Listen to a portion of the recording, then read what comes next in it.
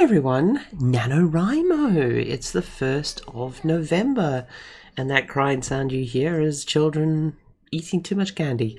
But the 1st of November in this house also means the start of Nanowrimo, National Writing Month, one of the oldest sort of monthly internet events that's, sort of captured everything. I think it's the thing that Inktober and a lot of these other monthly challenges are based on. So the idea is you write a novel in a month, a 50,000 word novel in a month. So that's just over 1,000 words a day, every day for the month to sort of make your quota of 50,000. Up front, should be said that 50,000 is a short book. Depending on format and stuff, we don't talk page size. It's not as page number. It's not as helpful. But for example, I'll just reach and grab it. Oh. Ducky's first novel, First of His Pride, which started as NaNoWriMo with always the intention to turn it into a novel. This is a relatively large print, well spaced.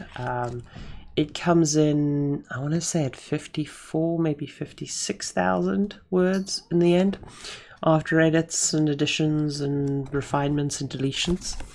So 50,000 is on the short side. It's a novel length, but it's a good challenge. It's a good place to get started. So, NaNoWriMo isn't for everyone. Much like game jams aren't for everyone. Everyone has a different creative process. You might not be suited to the NaNoWriMo model. That's fine. You also get people who are professionally NaNoWriMers, as in like they do a lot of national writing months and they've never published a book. Because what NaNoWriMo is really good at doing is getting you off your butt and producing a first draft. The process of taking first draft to book is a whole other thing, but I don't think you should let the research and let the process of publishing stop you writing. Right? That's a challenge for once you have your first draft finished. So often people come up to me and Ducky at book events and comic events and stuff and ask us how to get started. And frankly, our advice is pick up a pen or pick up a keyboard and start writing, because that's what it is, right? Everything else is superfluous. And something like NaNoWriMo is a really good kick up the butt to get started. Vertex. So National Writing Month is begun. In terms of general bits of advice for people, because it's always good to hand out some encouragement and some advice. First of all, the encouragement. Try it. Let's put it this way. If you only do one day of NaNoWriMo and you only write 1,000 words, that is 1,000 words you would not have written without NaNoWriMo. There's no such thing as losing NaNoWriMo. You are putting words to the page, and at the end of the day, doesn't matter if you cross 50,000, 60,000, doesn't matter if you cross 2,000, you have written more words than you would have without it. And we'll do chats after we've gone through the NaNoWriMo bit, no worries. So yeah, I highly encourage people to check out NaNoWriMo and give it a go.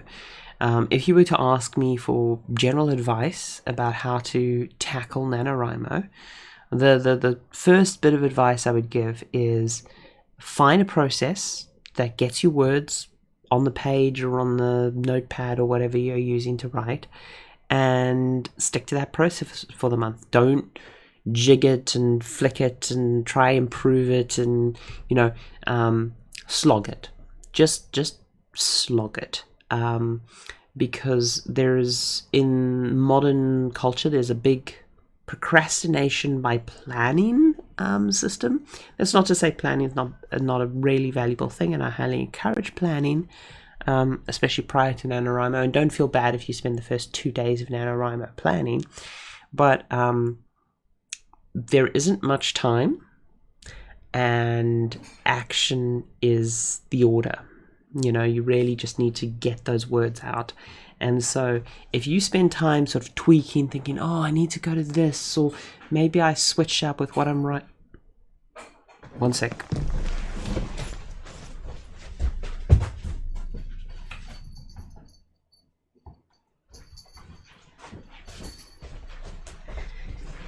Cat emergency, which I'll not be able to edit out because this is a live to tape segment. That's totally fine. Cats fighting. But yes, you'll have distractions, you'll have roadblocks, you'll have potentially better ways to write, but at the end of the day, you need to write. And you just remove roadblocks to that process. Just get words on page. In terms of planning and structure, originality is encouraged, but, and this is a huge ass but, human culture has a long, rich history of storytelling, and we've established certain rules. You can break these rules. However, you will find they're a very handy skeleton to hang your work on, especially as a new writer. It's one of the reasons why so many of the novelists you love started off with short stories and things like that, because getting the form up is very important. But the experience of writing 50,000 words, even if you never publish it, is super handy. But that said, structure.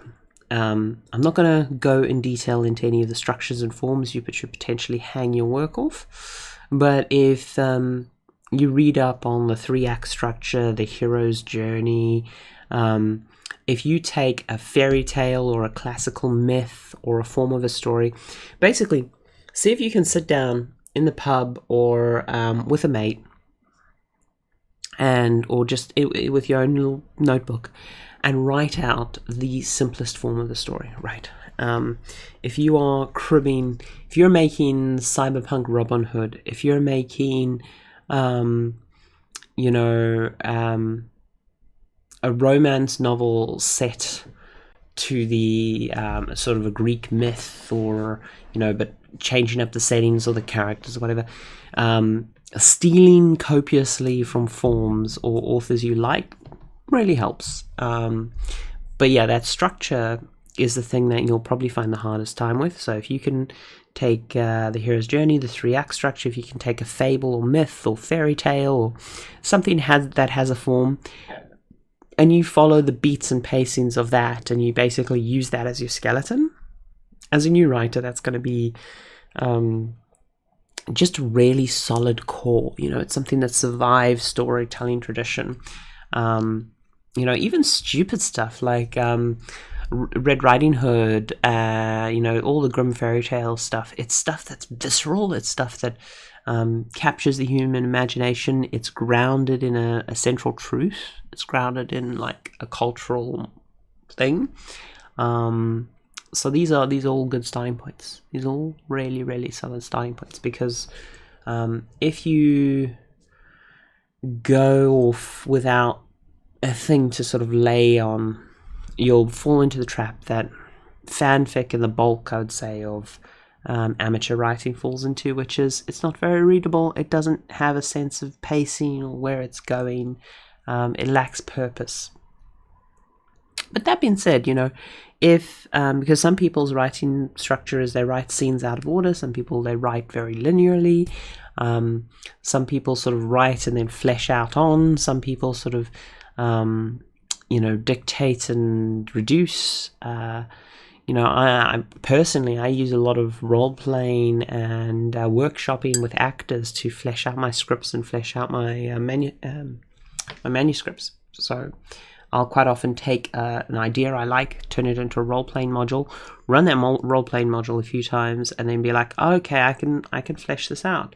Or in the case of my comic, I was like, well, let me just make this an anthology of very short vignettes, and then I can fit in a lot of these small stories.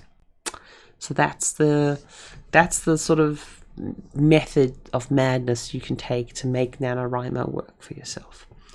But the biggest thing is just write. As I say, don't tinker with your process too much. Don't, if you start pen and paper, stick to pen and paper. If you start in Google Docs, stick to Google Docs. Don't switch up halfway through the month. Look for encouragement. Look for people who can buddy you and partner with you. Do things that get words on the page, right? Because if that means you take a walk, if that means you take a break, if that means you do an all-nighter, whatever your process is, the key thing with, and this is why I say NaNoWriMo and game jams aren't for everyone, is the way that this activity is structured is deadline intensive and deadline focused. It is, in video game terms, crunch, right? Crunch and NaNoWriMo's model is not sustainable. So for example, my wife does 500 words a day every day of the year. During NaNoWriMo, she has to bump that up to about 1,000, 1,500. And that is noticeable.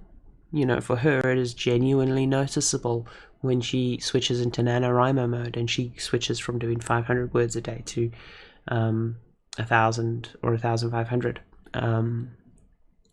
So don't feel bad if NaNoWriMo doesn't fit your writing style, but if you want to have a go at NaNoWriMo, I'd say the big thing is whatever gets words onto the page, right? If you do a few late nights, if you have to go to some write-ins, do things like that. Normally, we will talk about sharpening the saw, or we'll talk about planning action, things like that. It's very effective. That old quote, if you give me, if you give me 7 days to cut down a tree with an axe, I'll spend 5 days sharpening the axe, or whatever it is. There's a lot of good adages about planning and the power of planning and stuff, but NaNoWriMo is not that. If you want to spend a day or so planning, great. But at the end of the day, you want to get words onto the page. And as I say, you can't fail NaNoWriMo, because if you get 1,000 words on the page and you stop, that's 1,000 words you would not have written without NaNoWriMo. So don't feel bad if for work reasons, personal reasons, or whatever, you have to stop halfway through. Don't feel bad if you miss a day or you miss 2 days. Just pick it back up and continue on. Because by picking back up with the process, you've started. And if your novel is not finished at the end of the month, or your first draft's not finished at the end of the month, keep writing. You don't have to meet the arbitrary deadline. NaNoWriMo's purpose is to get you to write. So however it drives that and fuels that is a good thing. And don't think about anything else. Just get words on page. We can talk publishing. We can talk about how you take a first draft into an actual published work. Agents, writing for an audience. There's a whole segment of stuff we can do there. But the power of NaNoWriMo is the power of naivete. If you sit down and you try to think about the entire pipeline and the entire process, you'll be paralyzed with research. You'll be paralyzed with indecision. So just sort of take that idea, grab it, and run with it. And it's very short, but got to keep it short because you can go off and write. And I need to run off to work because I'm rather late. So we'll be ending it here. Ta-ta!